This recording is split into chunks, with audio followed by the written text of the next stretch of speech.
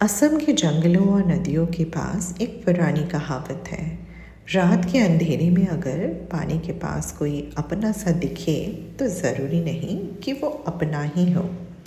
ब्रह्मपुत्र की लहरों के नीचे एक ऐसी चीज़ छिपी है जो सिर्फ आपकी जान नहीं लेती, वो आपकी पहचान चुरा लेती है। इसे असमिया लोक कथाओं में बाघ कहते हैं, एक ऐसा शैतान जो आपको मारकर आपकी खाल पहन लेता है। और आज की कहानी इसी खौफनाक हकीकत के बारे में है।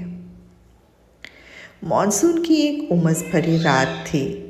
वीरेन नाम का एक मछुआरा नदी के किनारे अपने बांस के जाल को चेक करने गया था।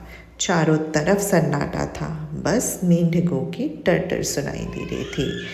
अचानक उसे सड़े हुए मांस और ठहरे हुए पानी की बदबू आने लगी। जैसे ही वीरेन ने अपना जाल पानी से बाहर निकाला, उसे वो भारी लगा।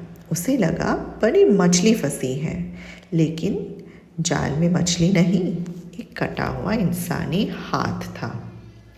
वीरेन की चीख गले में ही दब गई।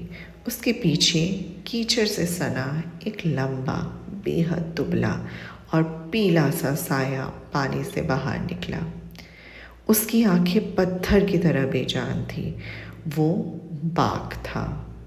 वीरेन भाग पाता उससे पहले ही वो शैतान अपनी लंबी उंगलियों से वीरेन का गला दबोच लिया। उसने वीरेन को मारा नहीं, उसने वीरेन की गर्दन के पीछे से उसकी खाल उधेड़नी शुरू कर दी। जिंदा वीरेन की खाल। ठीक 1 घंटे बाद वीरेन अपने घर लौटा। उसकी पत्नी सुमी दरवाजे पर इंतज़ार कर रही थी। वीरेन पूरा भीगा हुआ था, लेकिन उसने सुमी की तरफ देखा तक नहीं। वो सीधा रसोई के अंधेरे कोने में जाकर बैठ गया।